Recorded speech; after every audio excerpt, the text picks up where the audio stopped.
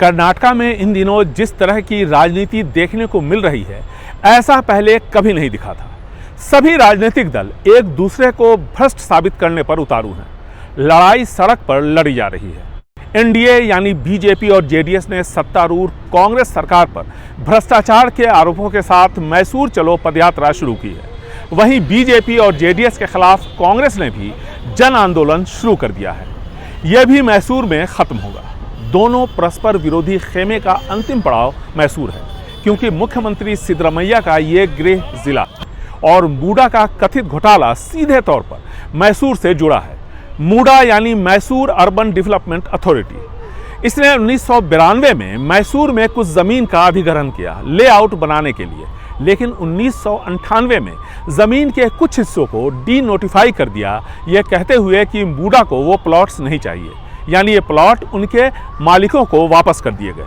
2004 में इसी प्लॉट का एक टुकड़ा 3 एकड़ 14 गुंठा सिद्धरमैया की पत्नी पार्वती के भाई ने खरीदा। फिर इस टुकड़े को डी नोटिफाई कर कृषि भूमि की कैटेगरी से अलग कर दिया गया।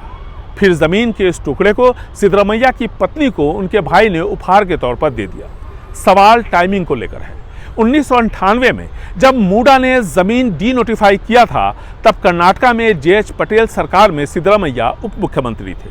2004 में जब जमीन के इस टुकड़े को डी नोटिफाई कर उनकी पत्नी को दिया गया, तब भी कांग्रेस जेडीएस गठबंधन सरकार में सिद्धरमैया उप मुख्यमंत्री थे।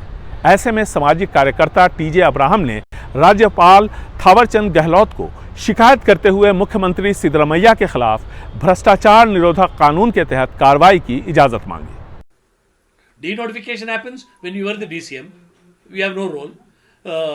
Agricultural land which is not agricultural land is purchased when you are the DCM. You have no role. The non-agricultural land is converted as non-agricultural land in your term as a DCM. You have no role. Then a wife makes an application for a thing when you are CM. No role. Come on. There's a limit for exaggeration. Thank you.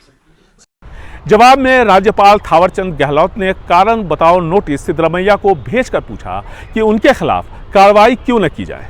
जवाब में मुख्यमंत्री सिद्धरमैया ने मंत्री परिषद की बैठक बुलाई और सर्वसम्मति से राज्यपाल को सलाह दी गई कि वो शो कॉज नोटिस वापस लें। मुख्यमंत्री ने आरोप लगाया कि मूडा ने उनकी पत्नी की जमीन हड़पी। जब गलती का एहसास हुआ तो मूडा ने 14 विकसित प्लॉट्स उनकी पत्नी को दिए। ये प्लॉट्स महंगे इलाके विजयनगर में दिए गए और इन प्लॉट्स का आवंटन 2022-23 में हुआ, जब कर्नाटका में बीजेपी के नेतृत्व वाली बसवराज बोम्मई सरकार थी। अगर कुछ गलत था तो प्लॉट्स का आवंटन बीजेपी सरकार ने क्यों किया? ನೋಡೋಣ, ಈಗ ನಾವು ಕೇಳಪ್ಪ, ಇಲ್ಲಿ ನಾವು ವಿಡ್ರಾ ಮಾಡಬೇಕು ಫೋಕಸ್ ನೋಟಿಸ್ನ ಅಂತ ಹೇಳಿದ್ದೀವಿ, ನಂಬರ್ 1. ನಂಬರ್ 2, ಅಬ್ರಾಮ್ ಅವನು ಕೊಟ್ಟಿರ್ತಕ್ಕಂಥ ಕಂಪ್ಲೇಂಟ್ನ ಅಪ್ಲಿಕೇಶನ್ನ ರಿಜೆಕ್ಟ್ ಮಾಡಬೇಕು ಅಂತ ಬರೆದಿದ್ವಿ. ನೋಡು ರಾಷ್ಟ್ರ ಗೌರ್ನವರು ಯಾವ ತೀರ್ಮಾನ ತಗೊಳ್ತಾರೆ ಅಂತ ನೋಡೋಣ. ಇನ್ನು ತಗೊಂಡಿಲ್ವಲ್ಲ ತೀರ್ಮಾನ. ಲೀಗಲ್ ಆಗಿ ಫೈಟ್ ಮಾಡೋಕ್ಕೆ ತಯಾರಾಗಿದ್ದೀವಿ। बीजेपी और जेडीएस खुद को मजबूत हालत में पा रहे हैं, क्योंकि तकरीबन 89 करोड़ रुपए के वाल्मीकि कॉरपोरेशन घोटाले में सिद्धरमैया सरकार के मंत्री नागेंद्रा को इस्तीफा देना पड़ा था और बाद में ईडी ने उन्हें गिरफ्तार किया। ऐसे में एनडीए काफ़ी आक्रामक है। विधानसभा के मॉनसून सेशन में भी इन मामलों को लेकर काफ़ी हंगामा हुआ था और सेशन एक दिन पहले ही ख़त्म करना पड़ा था। बेंगलुरु से कैमरामैन कुमार के साथ निहाल किदवई, एनडीटीवी इंडिया।